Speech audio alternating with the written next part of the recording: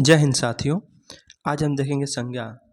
देखिए संज्ञा क्या होती है? किसी भी व्यक्ति, वस्तु, स्थान इत्यादि के नाम को हम संज्ञा कहते हैं। ठीक है। संज्ञा मूल रूप से अगर हम बात करें तो दो प्रकार की होती है। पहली होती है यथार्थवाचक संज्ञा और दूसरी होती है भाववाचक संज्ञा। जो यथार्थवाचक संज्ञा होती है ये हमेशा दृश्य रूप में होती है, अर्थात जिसे हम देख सकते हैं। लेकिन जो हमारी भाववाचक संज्ञा होती है ये अदृश्य रूप में होती है, इसको हम देख नहीं सकते।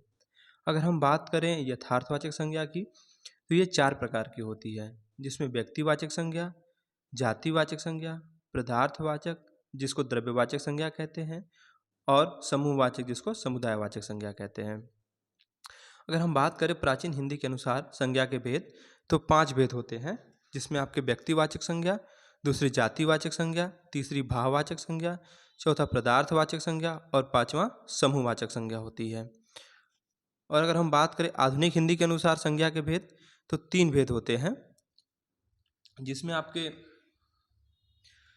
व्यक्तिवाचक संज्ञा, जातिवाचक संज्ञा और भाववाचक संज्ञा आती है। अगर हम बात करें जातिवाचक संज्ञा की तो इसके 2 भेद होते हैं, इसमें आपके पदार्थवाचक संज्ञा और समूहवाचक संज्ञा आती है। ठीक है।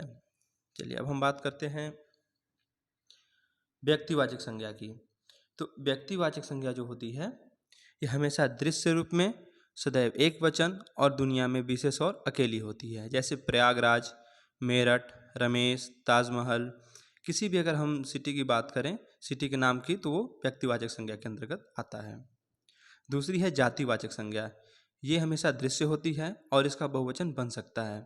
अगर हम बात करें जिसके जैसे और हो, ठीक है, तो जातिवाचक संज्ञा कुछ उदाहरण हम देखते हैं, जिसमें कुत्ता, लड़का, लड़की, पहाड़, नदी, जानवर इत्यादि ये सब जातिवाचक संज्ञा के अंतर्गत आते हैं। तीसरी है भाववाचक संज्ञा।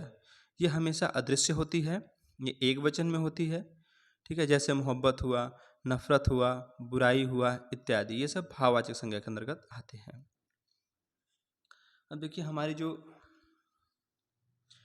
व्यक्तिवाचक संज्ञा होती है, देखिए हम कहें जो किसी विशेष व्यक्ति, वस्तु या स्थान का नाम है वो व्यक्तिवाचक संज्ञा के अंतर्गत आता है। जैसे ताजमहल, यमुना, गंगा, दिल्ली का लाल किला इत्यादि। ठीक है। अब बात करें हम जातिवाचक संज्ञा की तो हमने बताया ये हमेशा दृश्य होती है, बहुवचन में और जिसके जैसे और हो। ठीक है। यह वह संज्ञा है जो किसी जाति या उपजाति का भी बोध कराती है। जैसे नदी हुआ, जानवर, अध्यापक, मंत्री, वकील, आम, चावल, सेब इत्यादि, ये सब जातिवाचक संज्ञा के अंतर्गत आते हैं। अगर हम बात करें प्राकृतिक आपदा, प्राकृतिक आपदा को भी हम जातिवाचक संज्ञा के अंतर्गत रखते हैं। जैसे भूकंप हुआ, ज्वालामुखी हुआ इत्यादि, ये सब जातिवाचक संज्ञा के अंतर्गत आते हैं।